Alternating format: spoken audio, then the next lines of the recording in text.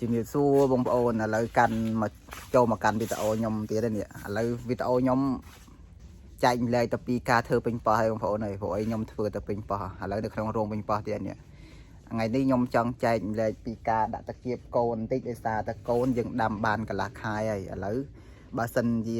ដាំបានកន្លះខែអញ្ចឹងយើងត្រូវដាក់តាគៀបដើម្បីចាប់វាឡើងលើអញ្ចឹងណាបងប្អូនដោយសារតែបើយើងអត់ចាប់ទេវាដួលដើមអញ្ចឹងយើងត្រូវចាប់តាគៀបវាឡើងបន្តិចដោយសារតែកូននេះយើងដាំហ្នឹងដាំលើកទី2អញ្ចឹងវាពេញហ្នឹងអស់ហើយវាបានកន្លះខែហើយពីមកខ្ញុំបង្ហាញបងប្អូនពីការចាប់តាគៀបបន្តិចណាវាបងប្អូនអាដើមនេះយើងដាំបានកន្លះខែអញ្ចឹងវាដួលអញ្ចឹងយើងអាចទុកឲ្យវាដួលអញ្ចឹងបានទេយើងត្រូវចាប់ជាមួយអាខ្សែនេះដើម្បីឲ្យវាឡើងអញ្ចឹងព្រោះអាដើមនេះតែយើងអត់ចាប់ឡើងទេគឺវាពេញហ្នឹងដូចវល្លិអញ្ចឹងអាដើមពេញប៉ោះហ្នឹងយើងត្រូវចាប់អញ្ចឹងឲ្យឈរមកយើងប្របែកគ្នាអញ្ចឹងណាហើយយើងយកទៅគៀបដាក់យ៉ាងមួយទៅក្រោយមួយទៅមុខអញ្ចឹងហើយយើងបបល់អាចុងឲ្យឡើងលើអញ្ចឹងមកដើម្បីឲ្យវាត្រូវកម្ដៅថ្ងៃព្រោះអានេះបើសិនជាយើងអត់ធ្វើអញ្ចឹងទេវាដួលមកវាច្រោកជាមួយអាដើមចាស់នេះអាដើមចាស់ហ្នឹងយើងអត់តន់កាត់ចោលអត់ទេដោយសារតែផ្លែវានៅច្រើនបងប្អូនមកផ្លែនៅច្រើនអញ្ចឹងយើងត្រូវកាត់អានោះមិនតន់កាត់បានយើងត្រូវធ្វើអានេះសិនអញ្ចឹងគៀបវាអញ្ចឹងមកគៀបវាឲ្យស្អាតអញ្ចឹងមកដើម្បីវាត្រូវក្តៅអញ្ចឹងណាដល់ពេលដែលយើងដាំបានកន្លះខែយើងត្រូវធ្វើបែបហ្នឹងដើម្បីពេញប៉ោះហ្នឹងគឺវាត្រូវក្តៅល្អ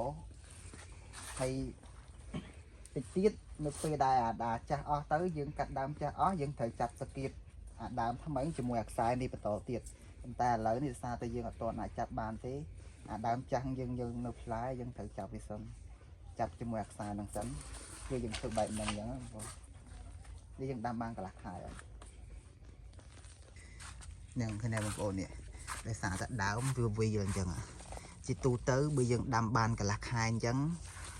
បើខ្ញុំដាំមុនកន្លះខែអញ្ចឹងបើដាំលើកទី1ដើមវាវែងបានប្រវែងហ្នឹង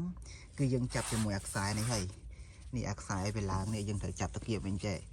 ប៉ុន្តែដោយសារតែឥឡូវអាដើមចាស់ហ្នឹងយើងវាអត់ទាន់អស់ផ្លែនេះវានៅផ្លែច្រើនហ្នឹងបងប្អូននេះបេះ2ដងហើយទៀតដោយសារតែផ្លែវានៅល្អអញ្ចឹងយើងអត់ទាន់អាចកាត់ចោលបានទេដោយសារតែអញ្ចឹងហើយបានជាយើងត្រូវយកអាដើមថ្មីនេះមកចាប់ជាមួយអាខ្សែលើនេះសិន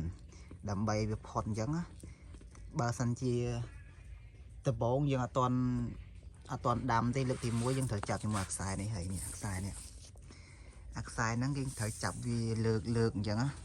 ប៉ុន្តែដោយសារតែឥឡូវនេះអាខ្សែហ្នឹងគឺវារវល់ហើយនេះគឺវារវល់នៅដើមចាស់នេះអត់ទាន់អស់អញ្ចឹង